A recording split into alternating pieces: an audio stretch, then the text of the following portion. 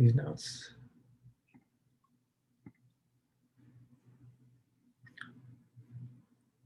So a quick thing I talked about last week that I was going to show you guys how these boundary condition implementations work that I was dealing with. Can do that after the reports. Is there anyone other kind of agenda type items people want to add to, or at least discuss later?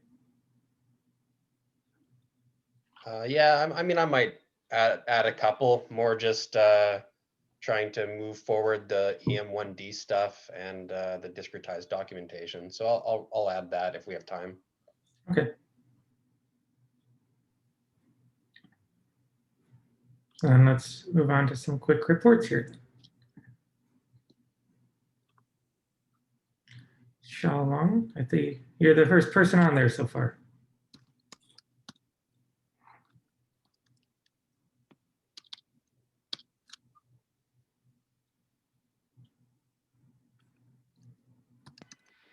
You're mute. You're muted, Xiaolong. Yeah.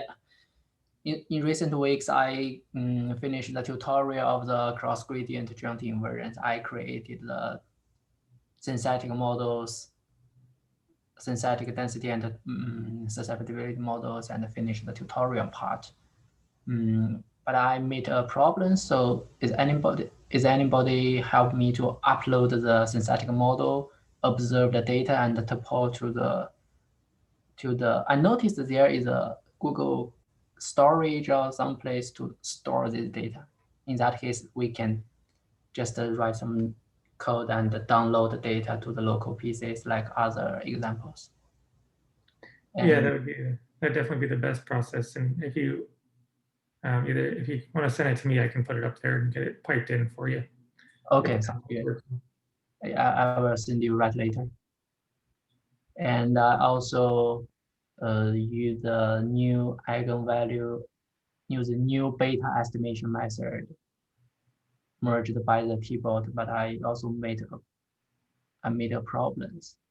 So that maybe I can share my screen a while. Go ahead. Okay. Yes. Yeah, this is a screenshot for the log files. So this column is the estimate the regularization parameter for the gravity data, and this column is for the magnetic data. So I noticed the eigenvalue estimation method works well for the first data sets. It starts from just several thousands, but for the magnetic data, looks like it cannot work well because the initial beta is really large, similar with the previous method. And similar for the 5D data misfit here. For the gravity, it works well, but for the magnetic, again, it start at a really large value and decrease slowly. So this is the problem I made for the tutorial right now. So, so my question, how many iterations are you performing of that beta estimator?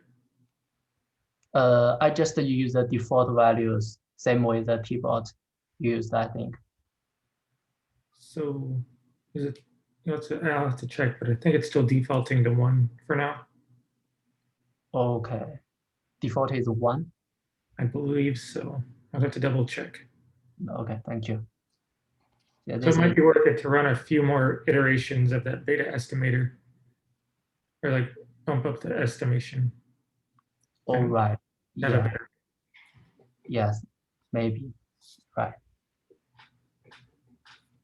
Yeah, this is what I made last week. And while we're at it, I'm just looking at the code right now. We don't have the option to revert to the older version of the beta estimator, so that would be good if we had that switch. Okay. Is this different than what it was doing for you before? Because my understanding was that the beta estimator, like if it's just a single iteration, it shouldn't change how it was working. Oh, sorry, you means the, so sorry, I didn't quite follow you. So my impression of the updated beta estimator that we have now is that if it's just a single iteration, it shouldn't really be any different than what it was before. It might be giving it a different random vector to start with, but I don't think it should be behaving too differently. Yes, The default is 4 right now. Oh, 4, okay. yeah, I think the new method, I think this column should be, this column is caused by the new method, but this column and the looks really similar with the previous method. Can you repeat that, Shalom? What you said? Oh, sorry, Don. Can you just repeat what you just said? Oh, what I said is I think this first column looks like is caused by the new beta method, estimation method, and this column looks like it's still old method, because the previous method, the initial beta value always start at a really large value, I noticed. Yeah, this is really, really large though. Yeah. This is insanely large. Yeah.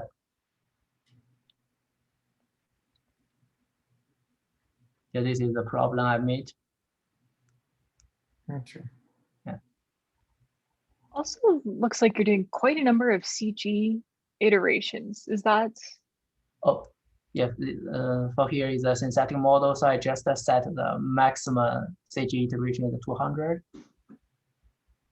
I noticed that this is also set for the magnetic and gravity tutorials, so I just keep consistent. Yeah, it's not going to matter for the beta, the issue with the beta, right? That's it. Yeah, no, just sort of noticed that it is a lot more than the default. Yeah. It's Generally, cheap it's- for it's- EF. So. Yeah. Yeah. Yeah, that's all from me.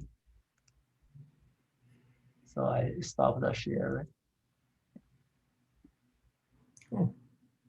Well, hopefully we can get those details worked out when we parse through your tutorials, and those are on you added them to your pull request, right? Yeah, I already updated the pull request, but Cool.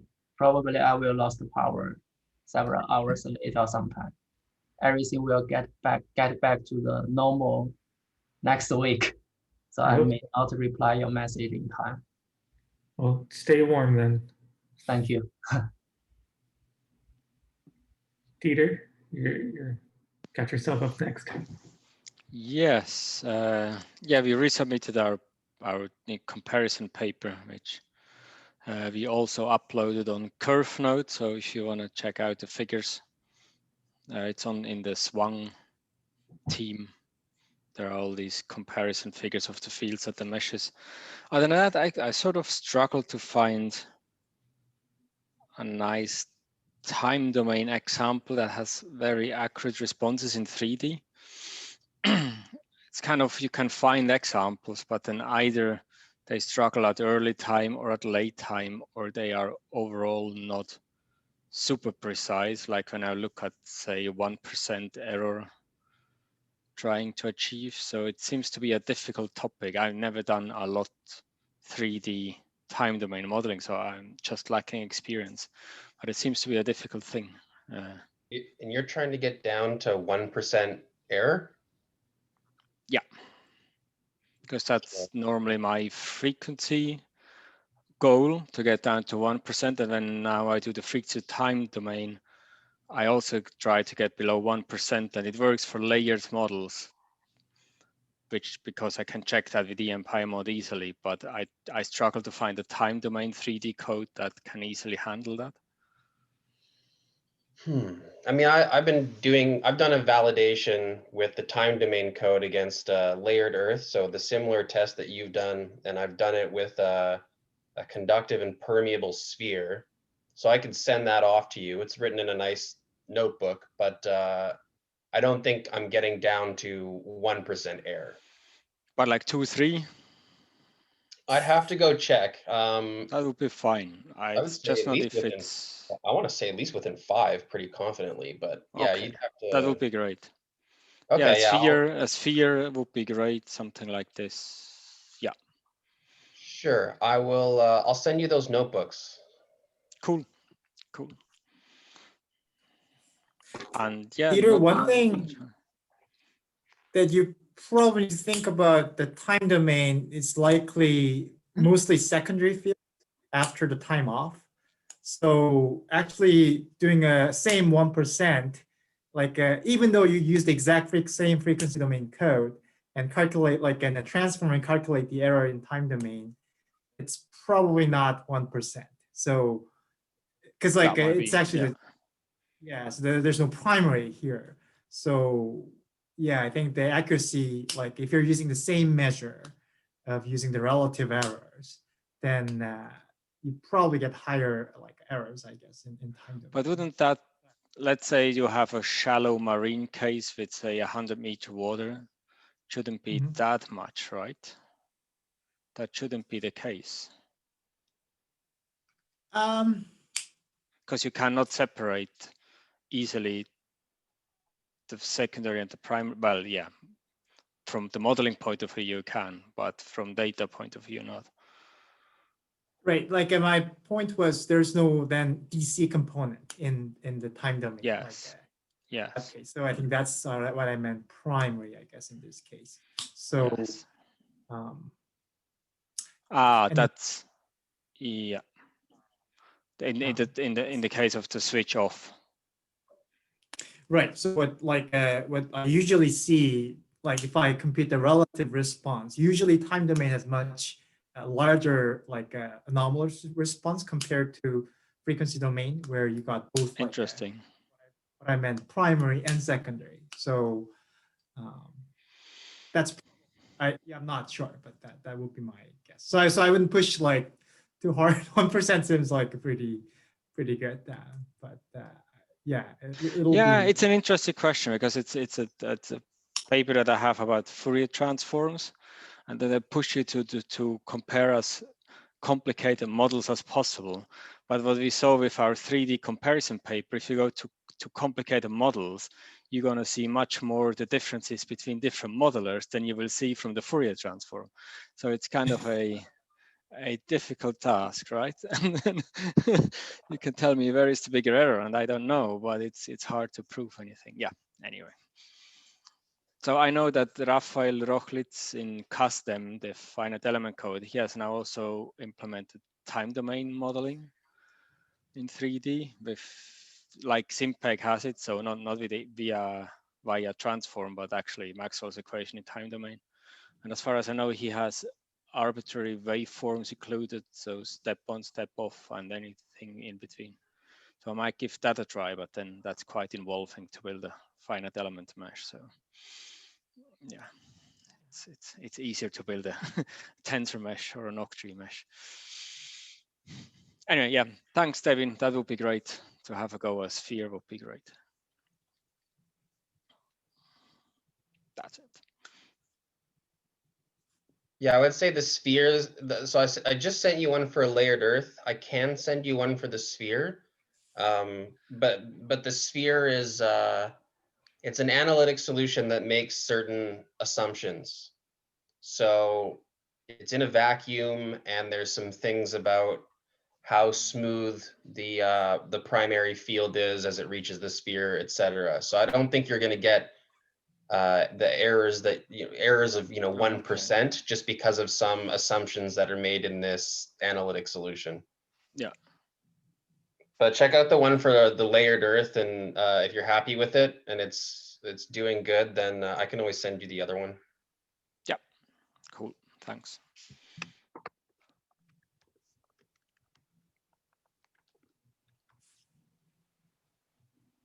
Good. So then we can move on to Lindsay next.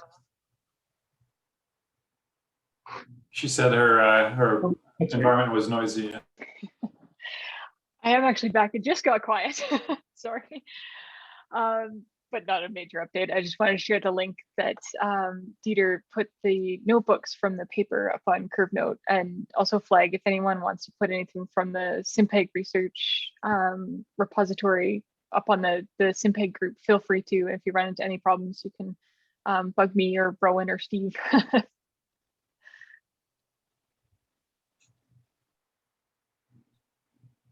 Okay. And I can go next then on here. About a month ago or so, we were contacted by an organizer of members. His name's slipping right now, but we were asked to give a talk at the Parsi FD conference in Nice or Nietzsche, France. I could probably spell it. Tivo will probably be mad at me saying it like that. They were doing a session on, or they are doing a session on mostly inversion methods, like seismic inversion, focusing on, but they also wanted to have input from outside seismic as well. So we were invited to submit an abstract for that. And they were hoping we would focus on the HPC inversions with SimPEG and what we're doing to tackle those problems. So we submitted a abstract to them, kind of discussing what we've been doing with DASK, those, a couple examples. So we've got that submitted. And then also I've just, again, been working on polishing up these boundary condition things. So I should hopefully give you guys a tour once we're through with these quick reports, just at least show you how it works. And like I said, we'll do that after the quick reports. Doug, you got something there. Oh, it's more of a information thing as opposed to specific questions. But after having gone to Myanmar and developing all of the sort of the open source resources, especially for the DC and especially for water environments, there actually has been other groups that are kind of interested in what we're doing. And then there's there's a group in Colombia that outreached to us, a couple of months ago. So they've got an area in Colombia where they've got data, and they'd actually like to use SimPEG and all of the open source resources and make use of the case history format that we got to start to process a trial data set from them. So Lindsay, Sagi, I think Devin, you were in on this too at one point. That is still proceeding. They're interested in kind of developing some kind of interaction. And I think from our point of view, it would be nice to help them as much as possible without getting too overwhelmed by getting into their problem. So I think this is kind of an interesting test case for us as to how we interact with other people so that we can provide them the resource material so that they can get up and running. We can have as few interactions on the technical details as possible, as many interactions on the scientific questions as possible, and have a place for them to that they can store data and just provide the resources to them.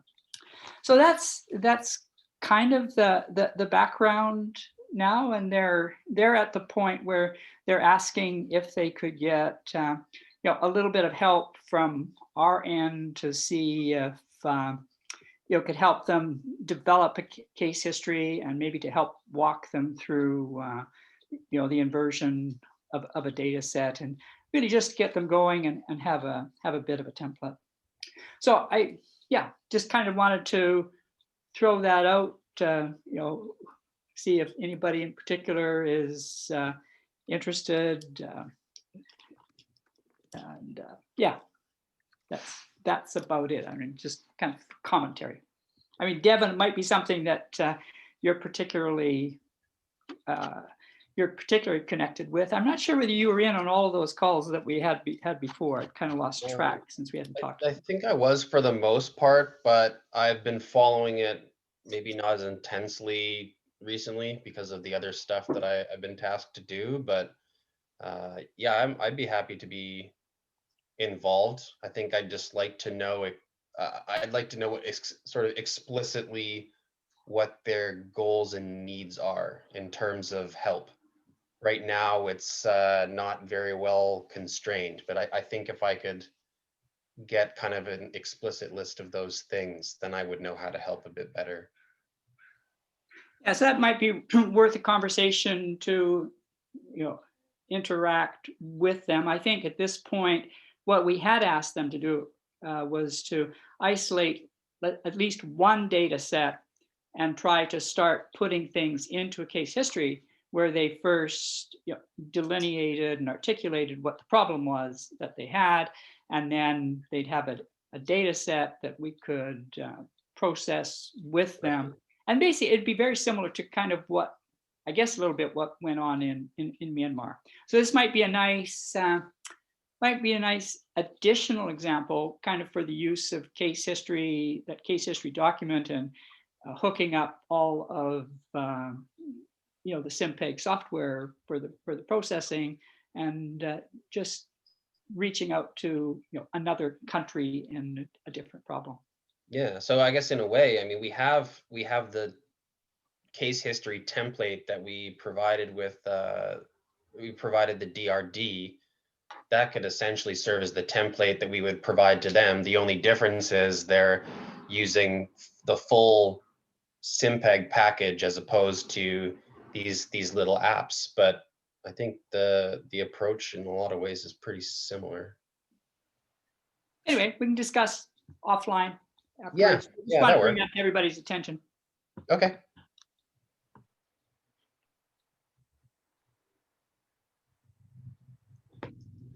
Okay.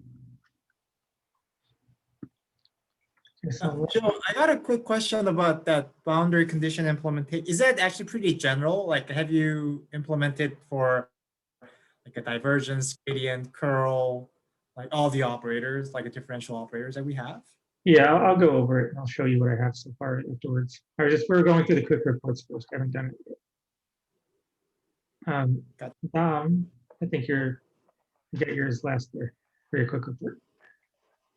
Yeah, so last week I went back to the natural source inversions, the compute J and tiling part of it, and found a pretty neat way to be able to not loop through the data, just do a loop over a transmitter and then loop over a receiver, and just do everything as a matrix operation. So that's quite nice because it reduces a lot the number of partiso calls, and the speed up is quite nice. And now I'm more brainstorming ideas on how to generalize the tiling approach, because I think we want to have a single function to call, right, to be able to see the tiling. And the hard part is to figure out, how many tiles is optimal and how to split it. So I'm kind of brainstorming ideas on how to do this. I think I have a good idea, but it's only in my head right now, so I'll get to it later. Are you thinking about like a very generic function here, or like some sort of problem-specific tiling? Because I think at the end it's very problem-specific. Although when you're generating a function, you want to make a kind of generic function that can serve like lots of problems. So what's your goal here? So what I have in mind is that we basically know already what are the big segmentations where it needs to happen, right? So if it's a frequency system or time is probably going to be the same, then it's going to be first on split on frequencies. Then we would be estimating basically what's the tile size and what the global size is. And then after this, there would be a split on sources. And then if the sources have locations, then you start doing some blocking of, number of tiles per locations. If they don't have locations like a natural source of potential fields, then you go down another level, you start tiling to the receiver, and then you keep blocking the receivers, right? And my idea is that we would basically be plotting a curve of like number of tiles, what's the tile size in terms of like, memory size, and the total size, right? So the user would be able to pick, okay, I want to tile only on frequencies, I get enough savings, or I want to go down the tiling path, if you want, from like, frequencies to transmitters, sources, and then down to receivers after. Does that make sense? Yeah, it does. because we basically want to break where it hits the most the most bang for our buck, right? And Right. this is kind of like the natural order Yeah. that I see. Cool. Yeah, I could probably a couple of ideas later. Yeah, I'll prototype something, maybe just a notebook on because we don't really need anything, or we just really create simulations and some meshes to be able to test this. So I'll create a notebook and then I can send it around.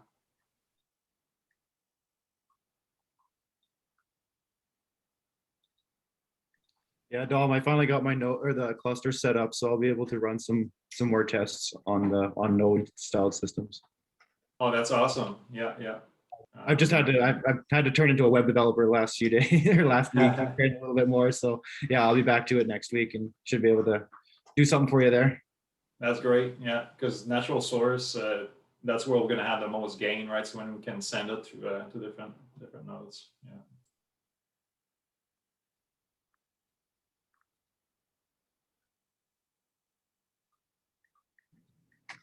That's it for me. Cool. Okay, so I'm gonna, are there any other quick reports? Anything else before we move on? Okay, so I've been doing work to get these boundary conditions implemented properly with SimPEG and kind of and discretize with the kind of the way that we're used to seeing the volume integrals represented. So I'm gonna share my screen here, kind of talk through this boundary integral thing. So I put them I've got them in a Jupyter notebook right now that I'll put up on Curve Note and share with you guys afterwards. I'll put a link in there as well. So the way that we generally have to think about boundary product or boundary conditions in this finite volume implementations that we deal with are they come into play when we're approximating the inner products. Specifically when we're approximating the inner products of like gradients times vectors, gradients of a scalar times a vector, scalar times the divergence of a vector, or the curl of a vector dotted with a vector. So these are the three things that we have operations defined for, right? We have on discretized meshes, there's nodal gradients, there's face divergences, and there's edge curls. So we don't have there's not like a face curl. So if a thing lives on a face, we can't do that. We can't take the curl of a thing that lives on a face generally. So that's why we use the weak form to get to something that we can. We have the edge curl. We have, I do realize that we have a cell gradient, but we don't have the necessary parts to use that kind of cell gradient based formulation for a finite volume. It works out a little bit differently. But generally, we make use of these transformations a lot in these inner products. When we say that things have like the natural boundary conditions, that literally just means that we don't, we're ignoring this part of it. You guys can see my cursor, correct? Yeah, it literally means we're ignoring this part of it. So it's like natural, it's the easy boundary condition. It's not the it's the easy one. Because we say that one of these things in here are usually 0. So, okay, v dot n is 0 or w cross n is 0. It's just these terms are 0 and we don't worry about them. And then we end up approximating just these two inner products. So the point here is that I want to pay special attention to approximating the boundary integrals on the meshes, because that's where we need to be able to do those properly to handle boundary conditions. So for now, I just have a few simple, really simple test functions. So I've got a scalar function of x, y, and z, a vector function of x, y, and z. Really simple. I can take it, got them in SimPy, and I can integrate it to get an exact answer. So I'm integrating the gradient of u dotted with v. So I'm starting with gradient and face vector. So the scalar function lives in cell centers, and the vector function lives on faces. So that's what I do here. I set up a mesh on the same domain, so 0 to 1, 0 to 1, 0 to 1, with a certain number of discretization. I'm evaluating U at the cell centers and V at the faces. So the first part is approximating this volume integral, because I'm doing the transformation. I'm using the first transformation up here. So I want to approximate this, but I don't have a cell gradient function defined, so I transform it to using a phase divergence. So we need the phase divergence operator and that kind of matrix that represents the bound, or the integral part, the V multiplied by V essentially. For the phase divergence will output something that lives on cell centers, and U lives on cell centers. So that's an easy thing. We just assume that they're both constant on each cell and multiply by their volume to approximate the integral. So using the natural boundary condition on this, right, U is equal to 0 on the boundary. This is the discrete representation of this integral. Obviously, it's very wrong because U is not equal to 0 on the boundary.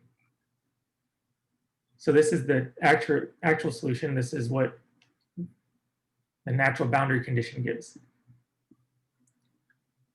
So I've implemented these boundary integrals for SimPEG, or for discretize. I'm still not quite sold on how I'm naming these because they're kind of defaults. But so right now I have a boundary integral with a scalar value that lives on the faces.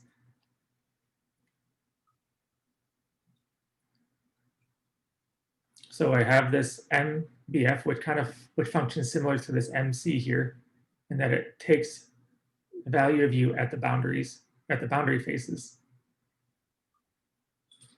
and multiplies on the left with the test function kind of thing. So now I'm approximating this entire integral accurately. So I add on that little bit here, and I get an answer that's much better than what we had before. So and you're saying, Joe, that MBF is basically a boundary inner product matrix. Yeah, essentially. Okay. So it's kind of like the same way that I wanted to define it when I made that theory or tutorial stuff. Yeah, it's essentially like it's a boundary inner product matrix. It's like a boundary area matrix. Yeah. No, I follow you. Yeah, it's a boundary integral matrix instead of an inner product matrix. So, but it's essentially doing a similar thing, right? It's taking care of the orientations, the relative orientations of U and or your V and N hat, because V is on the faces, as well as the areas that's going on there. So it's taking care of all of that, and you just got your test functions. So in this kind of form, when we end up using it to approximate, when we're using it for PDEs, we can use it in this form, right? We've got our test functions on the left-hand side of both of these, so we can pull them out and start working with it to using it to approximate things. And for this kind of formulation right here, it's natural for the boundary face to live, like the boundary condition to live on the faces. However, when we start looking at other things, when we start learning or looking at other kind of operations, they live in other areas, or they can live in other areas. So let's basically switch it around here. So now U is, let's say that U is still our scalar function, but it's defined at nodes, and our V is defined at edges then. And we're taking essentially the edge divergence, which is not a thing that we have. Practically, it just ends up switching this, like these two operations, it just switches around them. So this time the accurate answer, so I'm integrating U, divergence of V, over the same bounds, get this value. So U is defined at nodes, V is defined at the edges. Start with the natural condition. So if this natural conditions assumes that this term is equal to 0.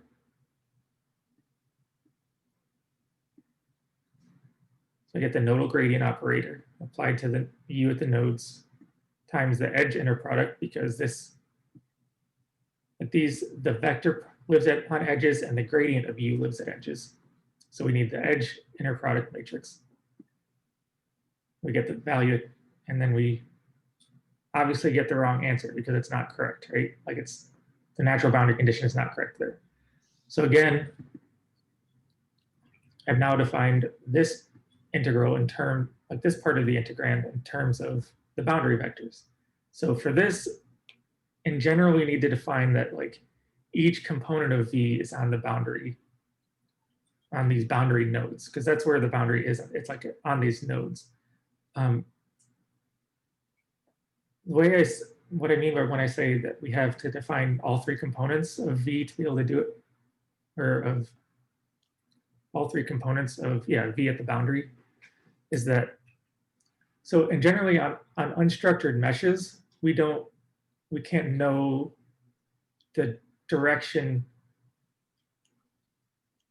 Like there's not a good way to always say that, okay, V dot, or the V dot N on an unstructured mesh could be different on both sides of the edge. So if something lives at the edge, right, you would have to have multiple components to be able to approximate it on both sides. So let's say if you just think of a corner on a 2D corner or a 3D corner, like an edge on a 3D mesh, on one side of the face, the normals are different on both sides of those edges.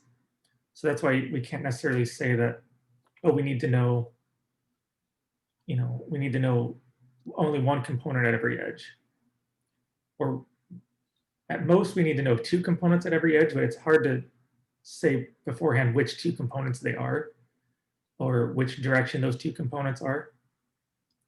And sometimes you only need one component. So let's say if both of the normals on each side of an edge, of a boundary edge, are the same, then we only need one component of that boundary edge.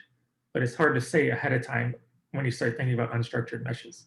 So I just kind of kept it general here and like, okay, well, I'll just take all three components at every edge to make it a nice structured thing. So I have the value of, I have a vector function here at the boundary nodes on every edge. You can see the shapes work out. So the shape here is the number of dimensions times the number of boundary nodes. Again, I approximate that integral and I get the answer is much closer to the accurate. Again, completed similar things for the curl product. So this is the curl of so in here we usually take the curl of something that lives on a face times something that lives on an edge to get, because we don't have that, face curl operator. We do this transformation because we can do an edge curl on the mesh. That leads to this kind of part that we leave out often. So I'm using the same V as before. So if you notice that V, each of those X component, like each of the components was dependent on that property. So this will actually give me, when I get to it, it'll give me 0 because that edge, like that's completely wrong, right? Like the natural boundary condition here is completely wrong. So again, I've got the same kind of, face mesh boundary type thing defined here. So we have W at the boundary edges, the same kind of reasoning that we needed, things at different nodes, like 3 components at different nodes, or just kind of generally unknown which components we would need. We need to define them all here again. And now this part is literally doing all the work. This boundary integral is doing all the work in this inner product. And we're able to accurately do it. What I mean by it's doing all the work, it just so happens that like, because of the way V was defined, that curl of V is 0, so it can't contribute at all. Okay, so what's going on inside of these functions? So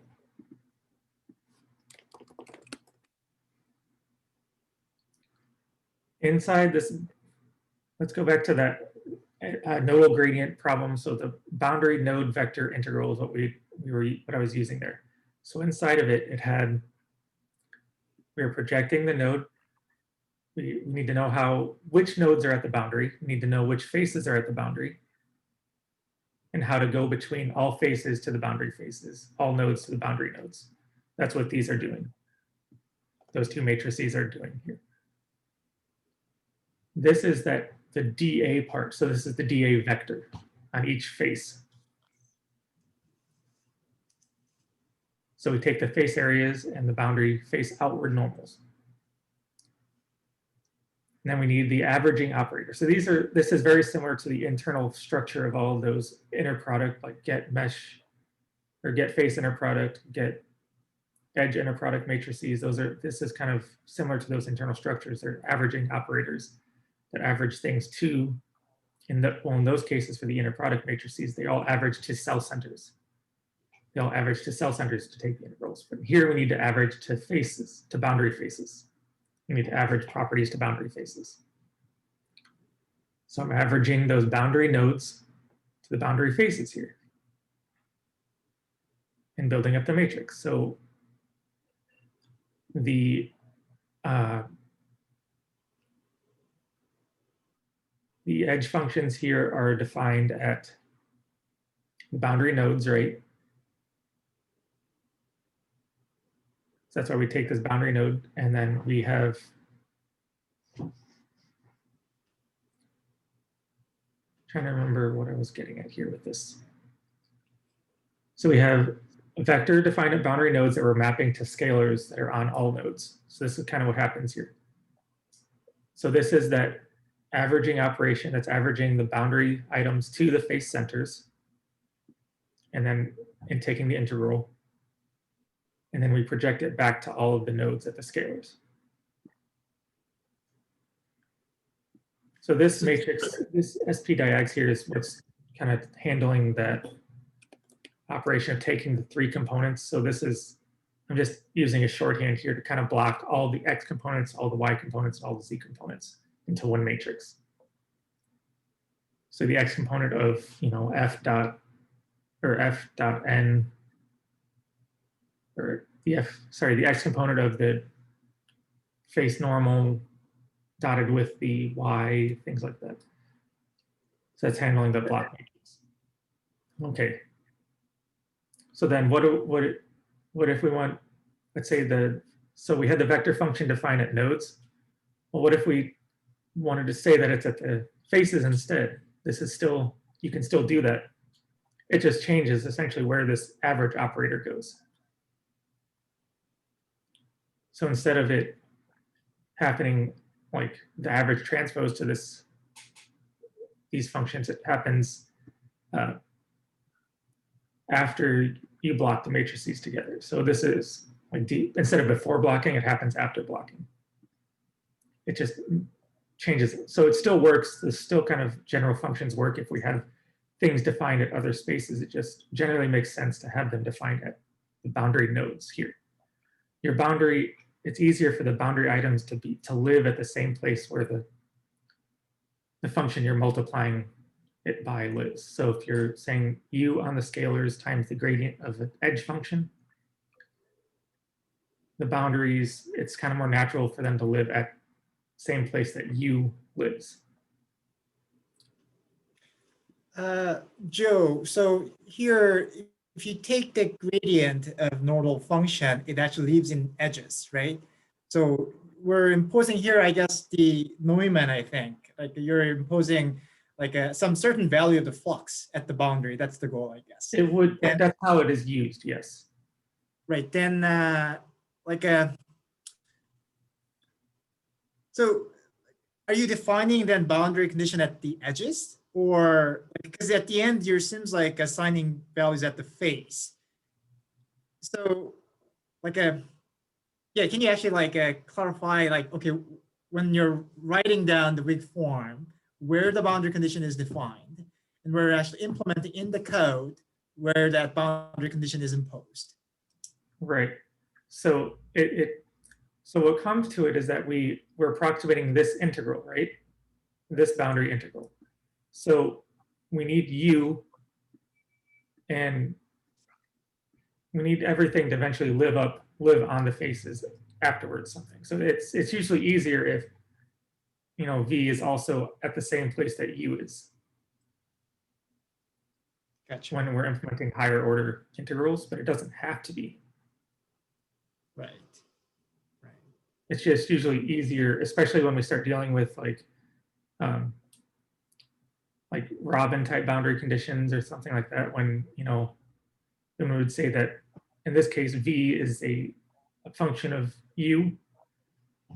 Like, especially if V is a function of U, right? It makes sense for it to live at the same place on the boundary. Right.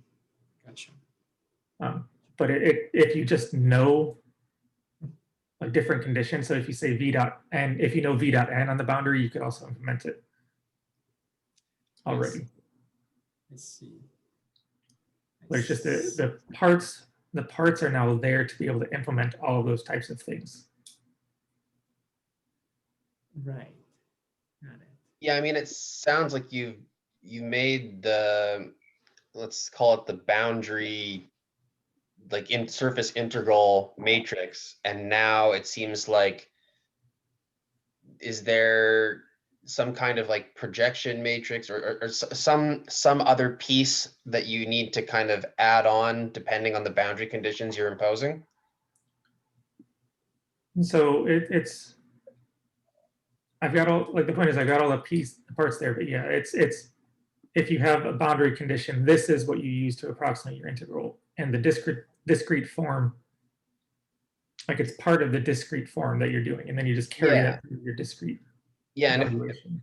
If I understand what you have right now, it's that you said, okay, I have U and I have V, and I'm telling you right now that like I can now implement this properly, and knowing U and V, I can approximate the actual inner product, and it doesn't have to assume 0 on the boundaries. Right. But then in our problems, we have a test function and then an unknown solution to the variable. So then there's extra things that need to be done to have general implementation of boundary conditions. Is that correct? I'm just using these inner products as a way to demonstrate what they're doing. Oh, okay. Okay. It's not necessarily like, this doesn't mean that, you know, we can't do boundary. This means that, like, I'm using these functions to show you that the boundary conditions work. Yeah. Yeah.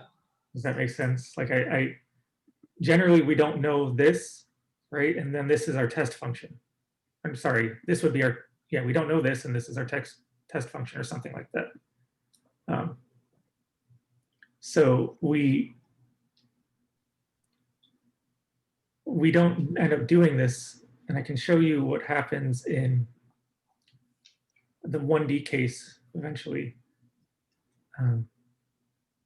Before I do that, I just wanted to show you. So if we have, like, you know, crazy shaped boundaries, what does it need?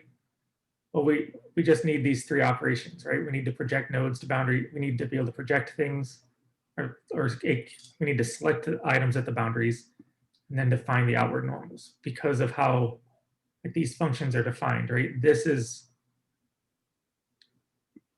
generalized. This part's generalized. This is just the face at the boundaries. So we just need this item, and this item to be able to define a random boundary. Everything else follows along. Right. So you're saying that project node to boundary node, or project to the boundary, that operation is going to be dependent on the boundary conditions that you're imposing. It's dependent on the shape of the boundary. Like the physical shape of the boundary.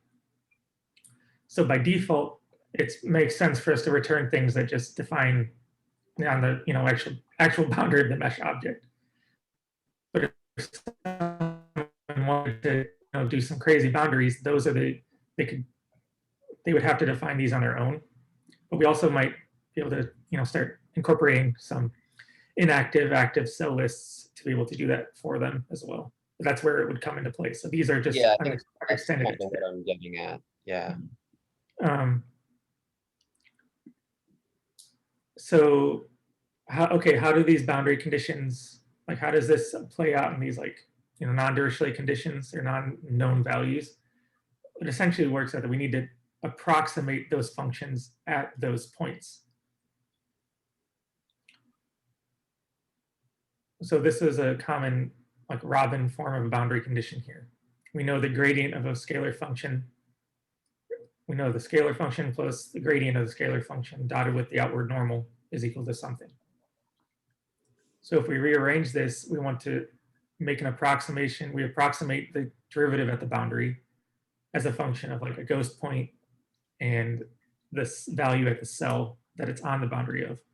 So we approximate that outward derivative and then solve for the value at the face, at that boundary face. So this is essentially the solution to that problem. This is the value at the boundary face. So we need, so I can, here I'm generating the functions to do that. So it's really simple. I need that projection face to boundary face to be able to average cell values to the boundary faces. And then I need to divide it by h, essentially. And I'm approximating that value to get that derivative term. So the value at the boundary ends up looking like a matrix A times the cell vector plus a vector B. So if I take that this is the value at the boundary, the operators that I end up adding to my gradient, to my weak forms, I need to multiply by that face scalar integral. So this is like the value of B at the face. So what's really happening here is that we're doing something like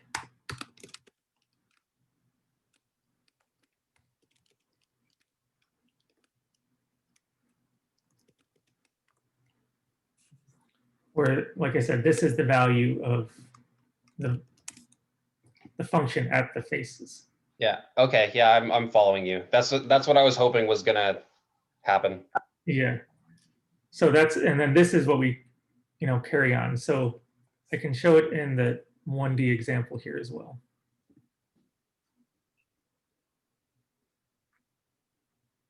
I think it was this one.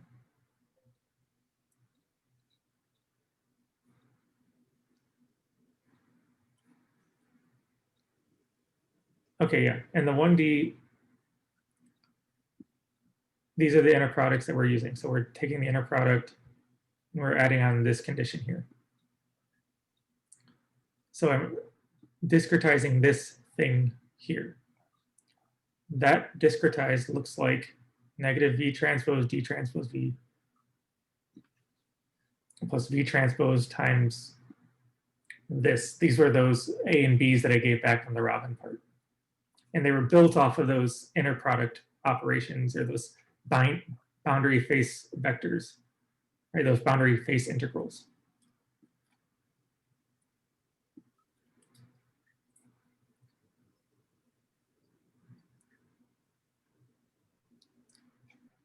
A lot of the derivations here. Okay, so this is what we end up solving. The full discrete, like we yield the two discrete systems of equations. We've got this part, which is essentially the divergent face divergence, the weak form of a cell gradient operation with the necessary boundary conditions implemented in there. Right, so then this ends up looking like here. I've combined everything on the right-hand side into the B and BC vectors, the B matrix and BC. Here H is the magnetic field, E is the electric field. So that leads to the A matrix that has that boundary condition part here. And the right-hand side also has a boundary condition. So when you rearrange all of these and solve for H, things go to the different sides naturally. So the point is that this is now, it's like part of that derivation and we know how to take that integral. And if people wanted to find more more advanced things they can, and the tools are now there. Does that kind of answer your questions or see where I'm going with all of this at least? Yeah, well, it sounds like you've created the surface integral matrix, which is a tool that's going to be universally used. And now the next part is to create the pieces you had that you had AX plus B, basically the pieces that are specific to what boundary conditions that you're imposing, and that's coding that needs to get created. Am I correct? Yeah, it's so I have, at this point, I have like the Robin boundary conditions for the weak form of the cell gradient operation. So what's left, you can't, it's hard to apply the Robin boundary conditions to the face, to the nodal gradient operation, because that's a little bit backwards, right? We're doing the nodal gradient on something else. So if we say that we know the value of the boundary of a edge vector to do the nodal gradient weak form thing, then it's like saying we know a Neumann condition, we know a flux condition on the thing we're solving for. And there's not, so it's a little bit backwards. And then for the edge curl, kind of, I've been trying to think about it in terms of the impedance conditions that I've seen. See if I can do this.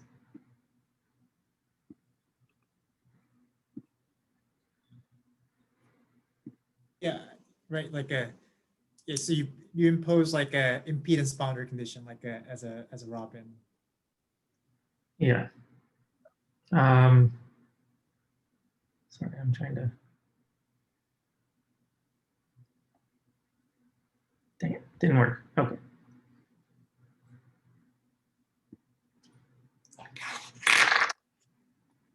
I might be able to just hold it up. So these are the kind of boundary conditions I end up seeing with like functions of like an f, say an f vector when we're taking those curls. We end up seeing, so f cross n is something that happens a lot, right? And then the impedance condition ends up looking like this, right? We've got all those normal crosses in there. I've been trying to look around to see other examples or other properties of impedance conditions on like in electromagnetics, but this is the only type of thing I end up seeing things like this. I'm not sure if anyone else has seen anything besides those.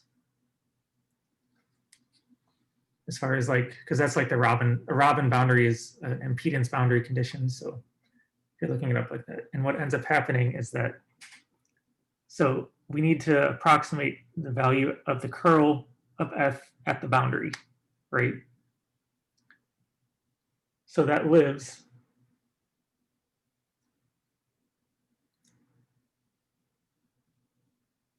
So let's say it lives along that orange edge there, right? So that would require a boundary, like a ghost point that matches that blue fx function right above it.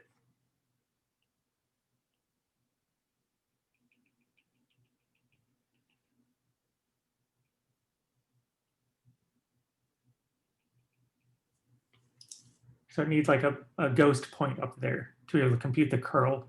And then it lives, or essentially the curl lives on that edge. So that's why I said that usually it makes more sense to have these values live at the same, like the values at the boundary to live at the same place as like the function that you're multiplying it by.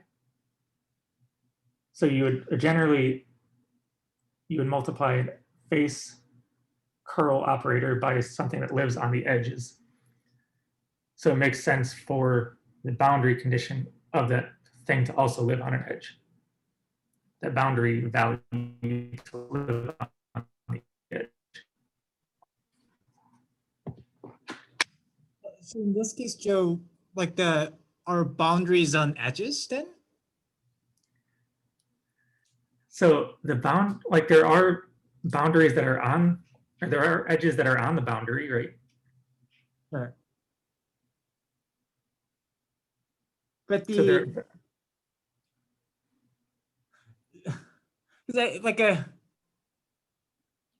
I thought like the boundary is always the face. It's like it's an area like that like It's an flux is area- going out. yeah, like we're approximating those integrals by doing things on faces, right?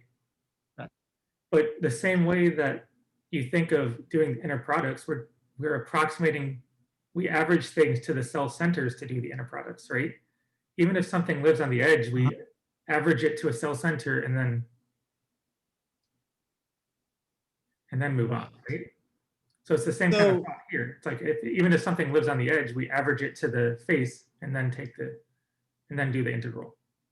Right. So in the user perspective, like so you've done all the hard work, but what we define is the value at the face, right? So even if we, let's say, define the mixed boundary condition, what we're going to define, okay, I know the like the flux value or like the ratio between flux and like the fields, then we just define that value at the face as a user perspective.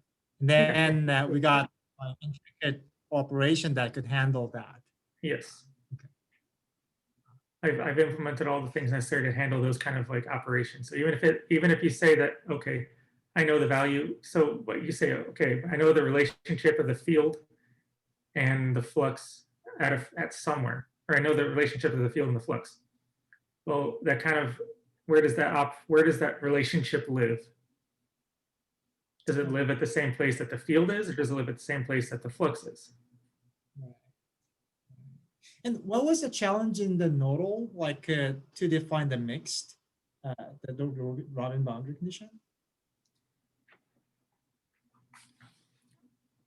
So the Robin boundary condition is so as long as it's like actually a Robin condition and all those values are not zero, so like the alpha, beta, gamma, or alpha and beta are non-zero, we can do that. But my point is that so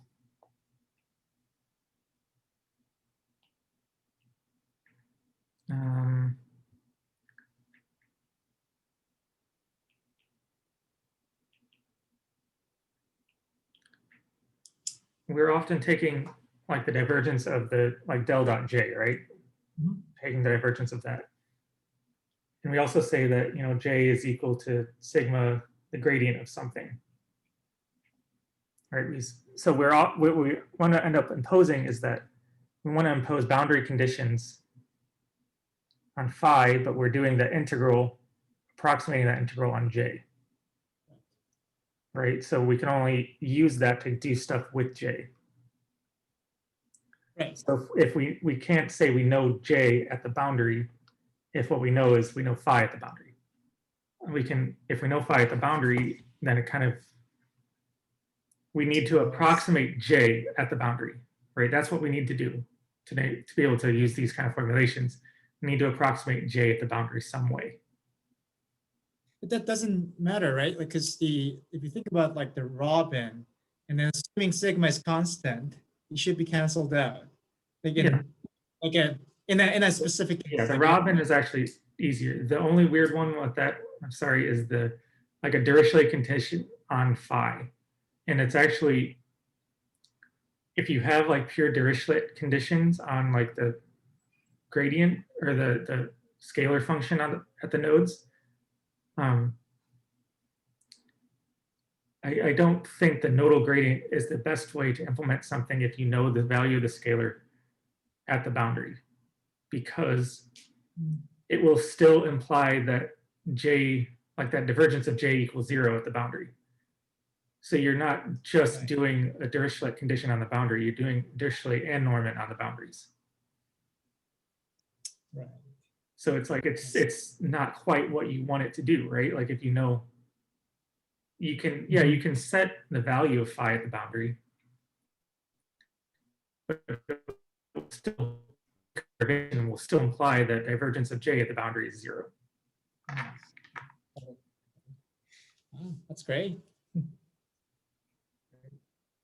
So it's almost like, okay, well, if you know, it's like, okay, yeah, you can, maybe it should be a warning, like, yeah, if we know that, if you know the value of phi at the boundary, but because that's the one that we have to like rearrange the system of equations properly to get it to reduce the number of unknowns and go on. Right. So.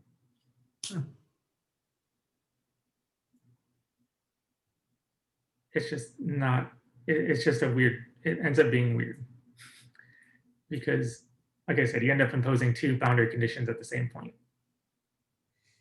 Yeah, I was thinking about that, and like but can we still like impose boundary condition j is equal to sigma grad phi? Like you could, right? If you want. Yeah. Although, yeah, I know it's not well defined, but like there's no need. But if you want, right. At the boundary, so that's where I had a bit of problem. Like then you got this discrepancy issue. Okay, you can impose boundary condition on the one side and also the other side, and then yeah, like but it's not needed. Like you don't have to define two boundary condition. And anyway, I wasn't sure. Like I know we just need to define at one place, but there is possibility you can define both place, and I wasn't sure what's anyway. Yeah. So it's the point is that you need to approximate the value of the thing that you're weakly removing, right? That's the thing that you need to approximate the value of at the boundary. I think that's much more natural and better way to go. So you don't just worry about like a well-defined operator. Yeah. So that's the direction I went with this boundary condition stuff. It's about approximating that boundary integral and being able to get that value. Being able to get the value at the boundary, I think, is something that I can implement. And that's, like I said, I've already done it for like the Robin condition. So it makes sense to have a few default things like that. But I wanted to make sure that all the tools were there to implement things generally. And Joe, have you thought about like let's say I want to on the portion of my boundary I want to define Dirichlet, and portion of my boundary I want to define mixed, and portion of the boundary I want to put some Neumann. Let's say that's my goal. How would you generalize that kind of process? So it still comes down to approximating the value of the thing at the boundary, right? It's just you're approximating it differently in different areas of the boundary. So right now that Robin function, like the cell gradient Robin weak form, can handle that because of the way that it's implemented. Like the solution for the U at the ghost form, or those ghost points, is solvable for each of those conditions. So if alpha is equal to 0, it's still got a solution. If beta equals 0, it still has a solution. So it can handle that naturally. But it's still, like I said, it comes down to in that condition, that way you're just approximating the value on different areas of the boundary in a different way. And one thing that I liked about previous Rowan's implementation about CellGrad BC is actually you can pass the list of like each face on, like it's assuming the tensor, like Dirichlet Neumann, then actually it creates the MDF on your case. That would be kind of like that kind of simple function would be really helpful.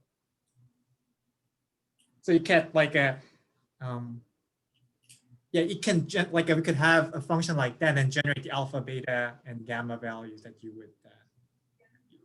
Yes, we can do something like that. It's like for me though, it's made sense not to have those things like be properties of the mesh. Like, oh, I want this mesh has a Neumann condition, because you could end up using like the mesh for multiple times and multiple different types of conditions at the same time, right?